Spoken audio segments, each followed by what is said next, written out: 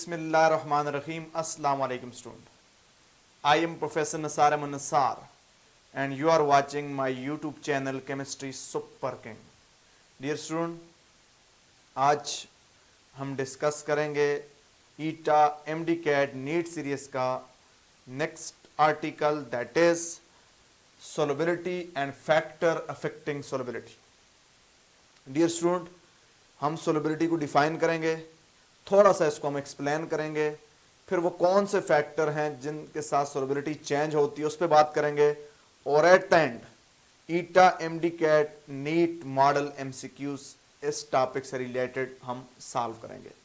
इसलिए आपने ये वीडियो कंसंट्रेशन के साथ देखनी है और एट द एंड जो MCQs आएंगे मेरे सॉल्यूशन से पहले आपने खुद उसके ऑप्शन टिक करने हैं और जज करना है कि आपने ये जो वीडियो देखी कितनी आपने अंडरस्टैंड की. अगर आप मेरे चैनल पे न्यू हैं तो काइंडली केमिस्ट्री सुपर किंग को सब्सक्राइब कर लें, साथ बेल आइकन को भी प्रेस कर दें ताकि आने वाले सेशन के नोटिफिकेशन आपको मिलते रहें. डियर व्यूअर्स एंड स्टूडेंट, इस वीडियो की डिस्क्रिप्शन में प्ले लिस्ट का लिंक मौजूद है, वहाँ से आपने 2 वीडियो उस प्ले लिस्ट में BS की पड़ी हुई हैं जिसमें कंसंट्रेशन और कंसंट्रेशन यूनिट से रिलेटेड मटेरियल है. वो आपने अगर नहीं देखा तो आपने देख लेनी है, क्योंकि मेरा नेक्स्ट जो सेशन आएगा वो कंसंट्रेशन यूनिट पे आएगा. उस पे सेशन मेरे पहले से मौजूद हैं ताकि वहाँ पे मैं सिर्फ आपको ट्रिक्स टेक्निक्स यूज़ करते हुए MCQs की प्रैक्टिस कराऊँ. वो BS की 2 वीडियो हैं, एक में एनालिटिकल केमिस्ट्री का इंट्रोडक्शन है, 10-15 मिनट के बाद कंसंट्रेशन यूनिट उस वीडियो में शुरू हो जाते हैं, वो आपके काम के हैं, और दूसरी वीडियो जो है कंसंट्रेशन यूनिट पे है वो डायरेक्ट आपके काम के हैं. वो यही वाले कंसंट्रेशन यूनिट हैं, बहुत डिटेल में मैंने एक्सप्लेन किए हुए हैं, आप उसको लाजमी देखें. और जो मेरी नेक्स्ट वीडियो आएगी वो one of the most important video इस चैप्टर की होगी, क्योंकि कंसंट्रेशन यूनिट से MCQs लाजमी आता है. उसमें मैं शॉर्ट ट्रिक आपको समझाऊंगा, कैलकुलेशन विदाउट कैलकुलेटर किस तरह 20-22 सेकंड में आप कर सकते हैं उस पर बात करूंगा, और शॉर्ट फार्मूले आपके लिए लेकर आऊंगा, इसलिए आपने उस वीडियो का भी इंतजार करना है. तो स्टूडेंट, बात करते हैं जी सोलबिलिटी की डेफिनेशन पे कि सोलबिलिटी क्या होती है. तो स्टूडेंट, सोलबिलिटी को हम ऐसे डिफाइन कर सकते हैं कि ग्राम के अंदर सोलूट की वो मिकदार जो 100 ग्राम सॉल्वेंट को सैचुरेट करने के लिए रिक्वायर्ड हो at a particular temperature. Solute की ग्राम के अंदर उस मिकदार को सोलबिलिटी कहते हैं, यानी amount of solute in gram, amount of solute in gram required to saturate 100 gram solvent at a particular temperature is called solubility. उसको स्टूडेंट हम क्या कहते हैं? सोलबिलिटी कहते हैं. सोलबिलिटी का फार्मूला होता है solubility equal to amount of solute in gram divided by amount of solvent in gram multiplied by 100. बाज दफा इस फार्मूले से रिलेटेड आपको MCQ दिया जाता है, तो आपको जो भी अमाउंट दी जाए सोलूट की वो पुट करनी है ग्राम के अंदर, जो भी अमाउंट सॉल्वेंट की दी जाए वो पुट करनी है ग्राम के अंदर और मल्टीप्लाइड बाय 100 कर देना है. इस तरह आपके पास सोलबिलिटी आ जाएगी. अब स्टूडेंट याद रखना, solubility has no unit. Solubility का यूनिट नहीं होता चूंकि ये रिलेटिव टर्म है. सोलबिलिटी हैज नो यूनिट, यानी मैं कहता हूं solubility of sodium chloride in water is 35.7 at 0 centigrade. इस बात का क्या मतलब है?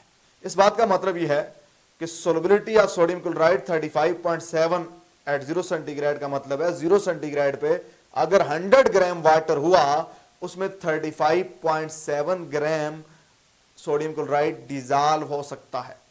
स्टूडेंट, बाद दफा आपसे पूछा जाता है, आपसे पूछा यह जाता है कि हमारे पास 10 ग्राम वाटर में, हमारे पास 10 ग्राम वाटर में 0.5 ग्राम बेंजोइक एसिड डिजॉल्व हुआ. 10 ग्राम वाटर में 0.5 ग्राम बेंजोइक एसिड डिजॉल्व हुआ, इसकी सोलबिलिटी क्या होगी? तो स्टूडेंट, कैलकुलेशन की जरूरत नहीं है, ट्रिक से सॉल्व करना. 10 ग्राम में कितने डिजॉल्व होते हैं? 0.5. तो 10 ग्राम में 0.5 डिजॉल्व होता है. 100 ग्राम में कितने डिजॉल्व होगा? 1 0. यहां पे आपने क्या करना है, ये हमारे पास इस डेसिमल को यहां पे ले आना है 100 ग्राम, इस डेसिमल को यहां पे ले आना है 5 ग्राम. तो 5 विल बी द सोलबिलिटी. या इस फार्मूले से भी आप क्या कर सकते हैं, इसको सॉल्व कर सकते हैं. स्टूडेंट, थोड़ा सा इसको एक्सप्लेन करता हूं। जब हम किसी सोल्यूट को सॉल्वेंट में ऐड करते हैं, जब किसी सोल्यूट को सॉल्वेंट में ऐड करते हैं तो दो प्रोसेस होते हैं। कौन से दो प्रोसेस होते हैं, ये आपका एमसीक्यू है। सॉलिड सोल्यूट की सरफेस से पार्टिकल डिटैच होते हैं और सॉल्वेंट में जाके सॉल्यूशन बनाते हैं। इस प्रोसेस को डिसोल्यूशन कहते हैं। यानी when solute is placed in A particular solvent, particle from the surface of solid solute get detached and form solution in the solvent. This process is called dissolution. इस process को dissolution कहते हैं। शुरू में student सिर्फ dissolution होती है। जब सॉलिड सोल्यूट से काफी सारे पार्टिकल डिटैच हो जाएं, तो फिर कुछ पार्टिकल दोबारा सॉलिड सोल्यूट की सरफेस पे डिपॉजिट होते हैं। कुछ पार्टिकल दोबारा सॉलिड सोल्यूट की सरफेस पे डिपॉजिट होते हैं। इस प्रोसेस को रिक्रिस्टलाइजेशन या प्रेसिपिटेशन कहते हैं। अगर सॉलिड सोल्यूट एक्सेस में हो तो यह दूसरा प्रोसेस होता है, याद रखना। जब शुरू में सिर्फ क्या होता है, डिसोल्यूशन होती है। शुरू में रेट ऑफ डिसोल्यूशन हाई होती है। सॉलिड अगर एक्सेस में भी हो तो शुरू में रेट ऑफ डिसोल्यूशन हाई होती है। रेट ऑफ रिक्रिस्टलाइजेशन या प्रेसिपिटेशन शुरू में लो होती है। टाइम के साथ साथ रेट ऑफ डिसोल्यूशन कम होना शुरू हो जाती है, रेट ऑफ क्रिस्टलाइजेशन ज्यादा होना शुरू हो जाती है। एक टाइम ऐसा आता है जब रेट ऑफ डिसोल्यूशन और रेट ऑफ प्रेसिपिटेशन बराबर हो जाती है। उस पॉइंट पे सॉल्यूशन सैचुरेटेड हो जाता है। उस पॉइंट पे सॉलिड सोल्यूट जो सॉल्वेंट में डिसॉल्व हो जाता है उसकी मिकदार कांस्टेंट हो जाती है। इस पॉइंट को डायनामिक इक्विलिब्रियम कहते हैं। डायनामिक इक्विलिब्रियम पे 100 ग्राम सॉल्वेंट के अंदर सोल्यूट के जितने ग्राम डिसॉल्व होंगे उसको आप क्या कहेंगे, सोलबिलिटी कहेंगे। स्टूडेंट याद रखना, बाद वक्त सोलबिलिटी के लिए हम टर्म यूज करते हैं मोलर सोलबिलिटी। तो मोलर सोलबिलिटी क्या होती है? मोलर सोलबिलिटी होती है amount of solute in mole required to saturate 1 liter solvent at a particular temperature is called molar solubility. उसको आप क्या कहते हैं, मोलर सोलबिलिटी कहते हैं। अब स्टूडेंट सोलबिलिटी किन फैक्टर पे डिपेंड करती है, याद रखना, ये आपका एमसीक्यूज होता है। सोलबिलिटी डिपेंड करती है 3 फैक्टर के ऊपर। पहला फैक्टर होता है nature of solute and solvent. Student याद रखना, केमिस्ट्री के अंदर एक जनरल प्रिंसिपल है, that is LDL, like dissolve like, like dissolve like. Student याद रखना, solute and solvent of the same nature are soluble into each other. Solute and solvent of different nature are insoluble into each other. क्या मतलब? Polar solute soluble होगा polar solvent के अंदर, polar solute soluble नहीं होगा non polar solvent के अंदर, non polar solute soluble होगा नॉन पोलर सॉल्वेंट के अंदर, और नॉन पोलर सोल्यूट सॉल्युबल नहीं होगा किसके अंदर, पोलर सॉल्वेंट के अंदर। स्टूडेंट याद रखना, सॉल्यूशन कब बनता है? जब सोल्यूट सॉल्वेंट की अट्रैक्शन ज्यादा हो जाए। किससे ज्यादा हो जाए? सोल्यूट सोल्यूट अट्रैक्शन और सॉल्वेंट सॉल्वेंट अट्रैक्शन से। Solute solvent attraction, solute solute और सॉल्वेंट सॉल्वेंट अट्रैक्शन से ज्यादा हो जाती है जब solute and solvent same nature के हों। Solute solvent attraction solute solute या सॉल्वेंट सॉल्वेंट से ज्यादा नहीं होती, इनमें से किसी एक से ज्यादा नहीं होती जब सोल्यूट और सॉल्वेंट डिफरेंट नेचर के हों, जब solute and solvent different nature के हों। याद रखना, अगर 2 पोलर सोल्यूट हैं, पोलर सॉल्वेंट है, जो ज्यादा पोलर सोल्यूट है उसकी सोलबिलिटी ज्यादा होगी।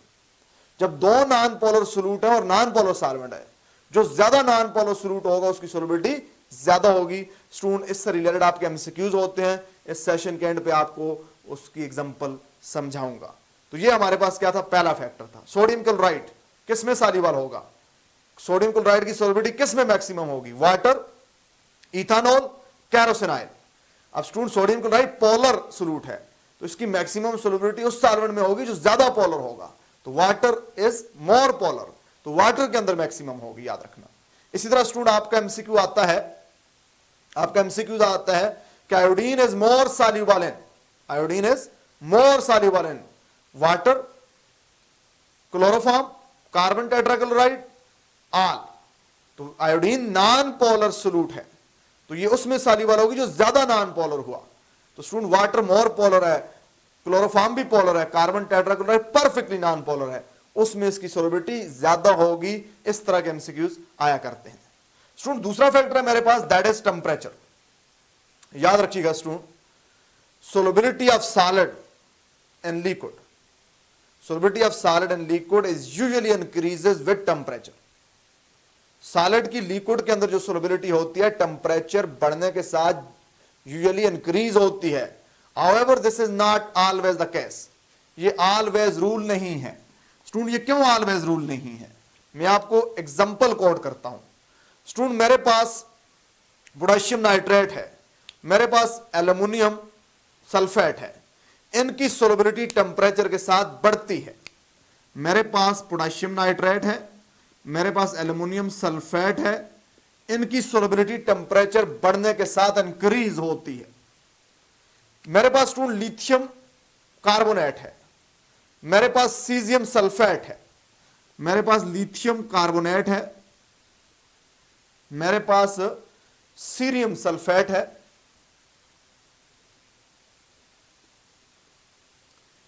मेरे पास सीरियम सल्फेट है, लिथियम कार्बोनेट है। इनकी सोलिबिलिटी टेम्परेचर बढ़ने के साथ कम होती है, इनकी सोलिबिलिटी टेम्परेचर बढ़ने के साथ कम होती है। इसी तरह मेरे पास सोडियम सल्फेट डीकाहाइड्रेट है, सोडियम सल्फेट डीकाहाइड्रेट है, इसकी सोलिबिलिटी पहले टेम्परेचर बढ़ने के साथ बढ़ती है, पहले टेम्परेचर बढ़ने के साथ बढ़ती है। 32.5 सेंटीग्रेड के बाद जब टेम्परेचर बढ़ाएंगे, सोडियम सल्फेट डीकाहाइड्रेट की सोलिबिलिटी टेम्परेचर बढ़ाने के साथ क्या हो जाएगी, कम होना शुरू हो जाएगी। तो इसका मतलब यह हुआ कि टेम्परेचर इंक्रीज करने से सोलिबिलिटी ऑलवेज इंक्रीज नहीं होगी। अब आपका एमसीक्यूज है, विच of the following is true about solubility with the increase in temperature? Increases, decreases, increases and decreases, all of these. तो हमारा ऑप्शन ऑल ऑफ दीज बनेगा यहां पे। स्टूडेंट याद रखना कि हमारे पास क्या होता है स्टूडेंट, सोलिबिलिटी का ताल्लुक किसके साथ है, कि सोलिबिलिटी टेम्परेचर के साथ बढ़ेगी या कम होगी, हमें कैसे पता चलेगा? स्टूडेंट याद रखना, सोलिबिलिटी का टेम्परेचर के साथ जो चेंज है ये क्लोजली रिलेटेड है विद हीट ऑफ सोल्यूशन, ये क्लोजली रिलेटेड है with heat of solution. Heat of solution क्या होती है? हीट की वो मिकदार जो रिलीज हो या एब्जॉर्ब हो। जब 1 मोल सोल्यूट को डिसॉल्व करें इतने सॉल्वेंट के अंदर के इनफाइनाइट डाइल्यूट सोल्यूशन बन जाए, उस हीट की मिकदार को हीट ऑफ सोल्यूशन कहेंगे। कि अमाउंट ऑफ हीट रिलीज और absorb when 1 mole of solute is dissolved in so much solvent to form infinite dilute solution is called heat of solution. Student, infinite dilute solution क्या होता है? Infinite dilute solution वो होता है जिसमें इतना ज्यादा सॉल्वेंट ऐड होता है कि फर्दर सॉल्वेंट डालने से उसके टेम्परेचर पे फर्क ना पड़े। ऐसा सोल्यूशन जिसमें फर्दर सॉल्वेंट डालने से उसके टेम्परेचर पे फर्क ना पड़े, ये वेरी वेरी डाइल्यूट सोल्यूशन होता है, उसे इनफाइनाइट डाइल्यूट सोल्यूशन कहते हैं। अगर सोल्यूट डालने से, कि सॉल्वेंट के अंदर सोल्यूट डालने से हीट रिलीज हो तो हीट ऑफ सोल्यूशन नेगेटिव होगी। अगर किसी सॉल्वेंट में सोल्यूट डालने से हीट एब्जॉर्ब हो, यानी उस सॉल्वेंट का टेम्परेचर कम हो, तो हीट ऑफ सोल्यूशन पॉजिटिव होगी। जिन सोल्यूट की हीट ऑफ सोल्यूशन पॉजिटिव होगी उनकी सोलिबिलिटी टेम्परेचर बढ़ने के साथ बढ़ेगी, उनकी सोलिबिलिटी टेम्परेचर बढ़ने के साथ बढ़ेगी। क्या मतलब स्टूडेंट, मेरे पास सोल्यूट है, मेरे पास सॉल्वेंट है, इसको मैं हीट देता हूं, तो सॉल्यूशन बन जाता है, लेट्स सपोज सॉल्यूशन बन जाता है। अब ये हीट ऑफ सॉल्यूशन जब पॉजिटिव होती है तो हीट रिएक्टेंट का पार्ट होती है। हीट रिएक्टेंट में सोल्यूट एंड सॉल्वेंट है, जब हीट ज्यादा करेंगे रिएक्टेंट ज्यादा होगा, रिएक्शन फॉरवर्ड जाएगा, सॉल्यूशन बनता जाएगा, सोलिबिलिटी बढ़ती जाएगी। जिन सोल्यूट की हीट ऑफ सॉल्यूशन नेगेटिव हो, जिन सोल्यूट की हीट ऑफ सॉल्यूशन नेगेटिव हो, उनका टेम्परेचर बढ़ाने के साथ सोलिबिलिटी क्या होती है स्टूडेंट? कम होती है। उन सोल्यूट की सोलिबिलिटी टेम्परेचर बढ़ाने के साथ कम होती है। याद रखना स्टूडेंट, सोडियम सल्फेट डीकाहाइड्रेट की सोलिबिलिटी 32.5 या 32.4 बात बुक में लिखा हुआ है, वहां तक सोलिबिलिटी बढ़ती है।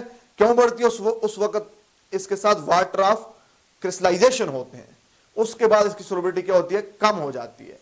ऐसे सोल्यूट जिनकी सोलिबिलिटी टेम्परेचर के साथ मुसलसल इंक्रीज हो, उससे जो कर्व आती है उसे कंटिन्यूस सोलबिलिटी कर्व कहते हैं। ऐसे सोल्यूट जिनकी सोलबिलिटी टेंपरेचर के साथ मुसलसल डिक्रीज हो, उनकी सोलबिलिटी कर्व भी कंटिन्यूस होती है। ऐसे सोल्यूट जिनकी ये अमाउंट ऑफ सोल्यूट है, ये टेंपरेचर लेट्स सपोज, ऐसे सोल्यूट जिनकी सोलबिलिटी पहले बड़े फिर कम हो, उससे जो सोलबिलिटी कर्व आती है उसको डिसकंटिन्यूस सोलबिलिटी कर्व कहते हैं। अब स्टूडेंट आपका फिर एमसीक्यूज होता है। क्या एमसीक्यूज होता है कि sodium sulphide dehydrate gave dash solubility curve, option 1 continuous, discontinuous, constant, all of these. अब आपको इसका कॉन्सेप्ट होगा तो आप बताओगे। अब सोडियम सल्फाइड डिहाइड्रेट की सोलबिलिटी पहले बढ़ती है फिर कम होती है, तो कैसी सोलबिलिटी कर्व ये देगा? तो स्टूडेंट ये देगा डिसकंटिन्यूस सोलबिलिटी कर्व। अब मैं आपसे पूछता हूं कि विच of the following give continuous solubility curve? Potassium nitrate, lithium carbonate, aluminium sulphate, all of these. अब स्टूडेंट यहां पे कंफ्यूज हो सकता है, चूंकि पोटेशियम नाइट्रेट और एल्यूमिनियम सल्फेट की सोलबिलिटी टेंपरेचर बढ़ने के साथ बढ़ती ही जाती है, लिथियम कार्बोनेट की सोलबिलिटी टेंपरेचर बढ़ने के साथ कम ही होती जाती है, तो ये सारे के सारे कौन सी सोलबिलिटी कर्व देंगे? ये सारे के सारे कंटिन्यूस सोलबिलिटी कर्व देंगे। स्टूडेंट ये था टेंपरेचर का इफेक्ट, ये था टेंपरेचर का इफेक्ट, याद रखिएगा। मैं गैसेस की सोलबिलिटी अलग से एक्सप्लेन करता हूं, उससे पहले प्रेशर के इफेक्ट पे बात कर लेता हूं। याद रखना student, pressure has no effect on the solubility of solid in liquid and liquid in liquid. Pressure का इस पे कोई इफेक्ट नहीं होता। प्रेशर का इफेक्ट सिर्फ सोलबिलिटी ऑफ गैसेस पे होता है, उसको स्टूडेंट में अलग से एक्सप्लेन करता हूं। यहां तक मुझे उम्मीद है कि आपको चीजें अंडरस्टैंड हुई होंगी। अगर अभी तक आपने मेरा चैनल सब्सक्राइब नहीं किया तो केमिस्ट्री सुपर किंग को आप सब्सक्राइब कर दें, अपने दोस्तों के साथ शेयर करें और वीडियो के एंड पे अपना फीडबैक कमेंट सेक्शन में लाजमी दिया करें। तो स्टूडेंट बात करता हूं सोलबिलिटी ऑफ गैसेस के ऊपर। गैसेस की सोलबिलिटी को डिस्क्राइब किया जाता है in terms of absorption coefficient. Absorption coefficient, what is absorption coefficient? याद रखना, ये फिर आपका एमसीक्यूज है कि gases solubility are express in miscibility. Different option दिए जाते हैं और एक ऑप्शन होता है absorption coefficient. Absorption coefficient is the volume of gas dissolve in the unit volume of liquid at a particular temperature at 1 atm pressure.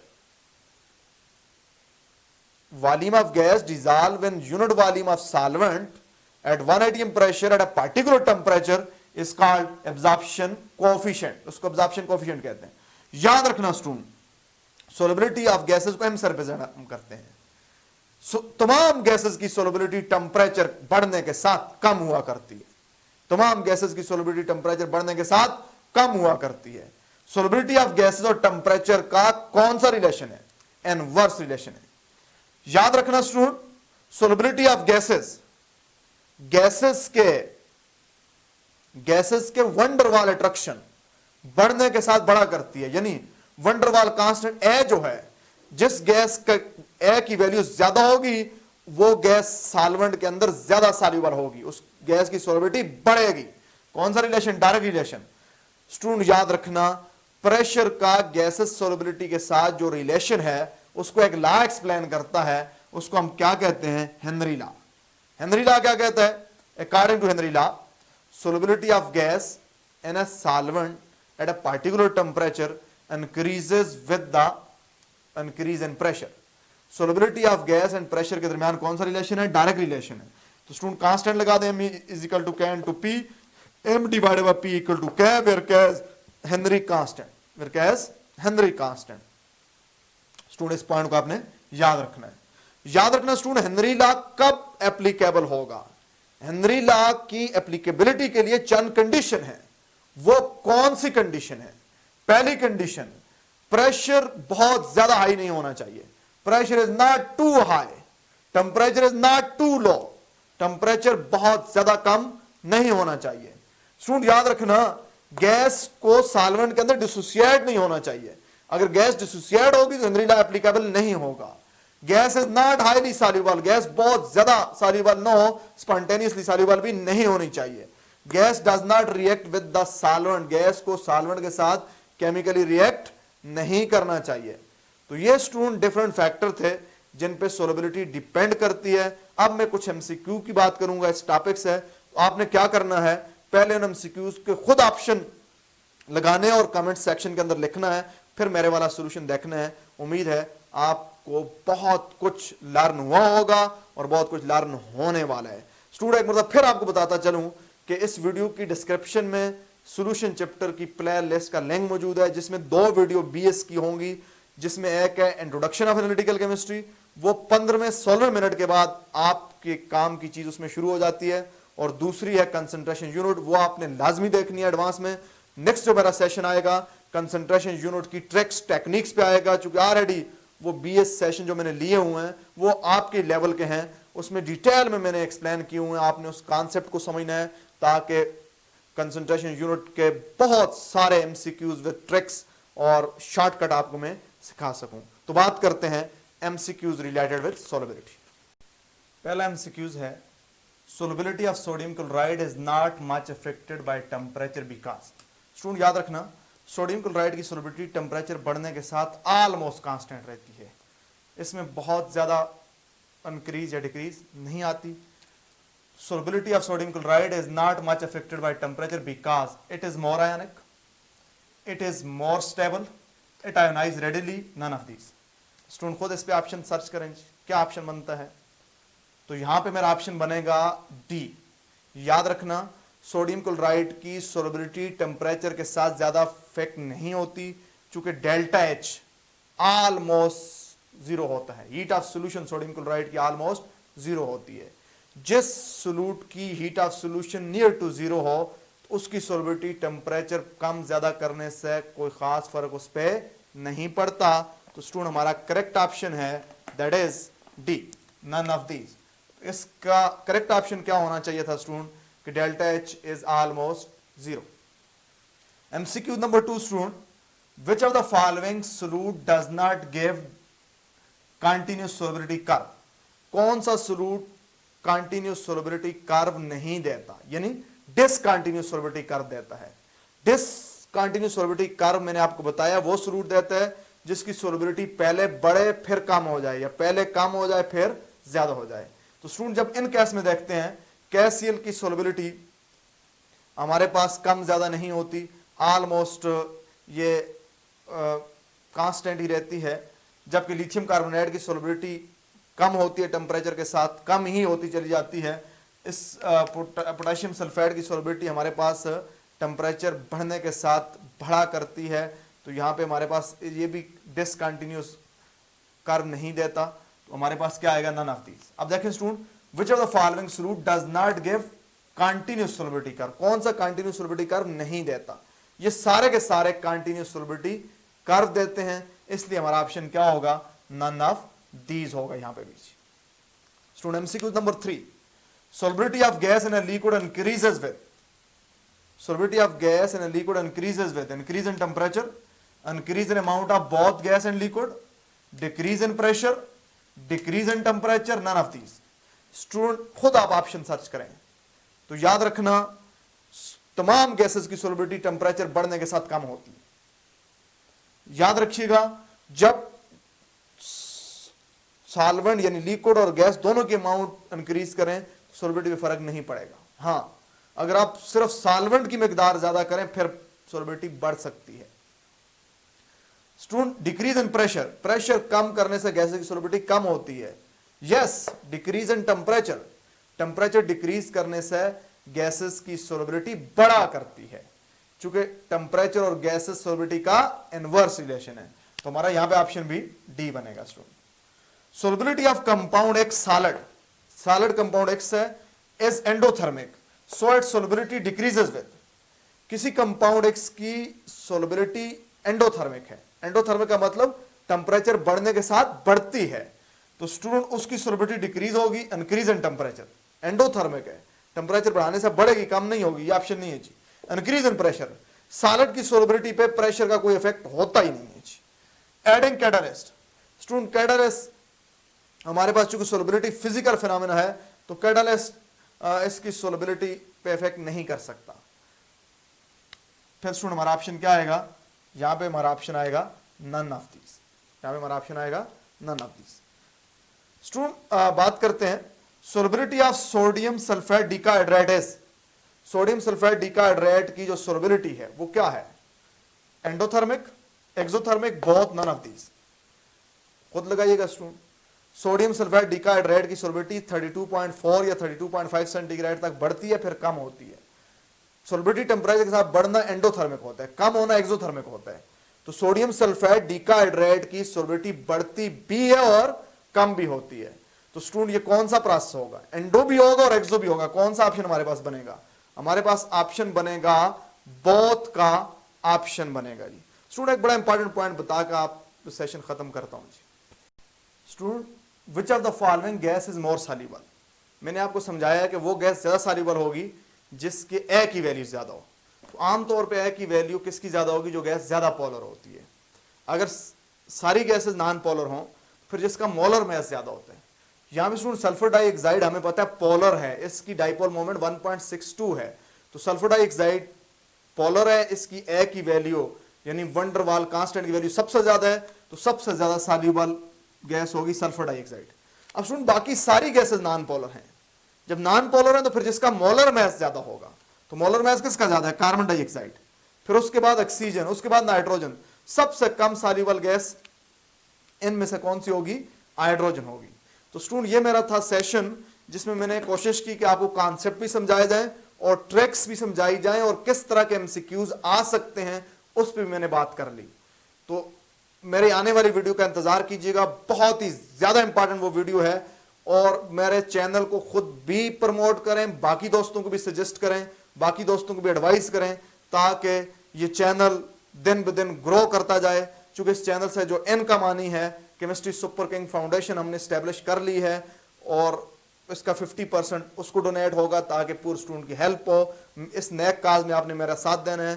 Student पिछले दिन video नहीं आई, सॉरी फॉर दैट, क्योंकि मेरी तबीयत ठीक नहीं थी। अपना और अपने अहले खाना का ख्याल रखिएगा। Thank you very much.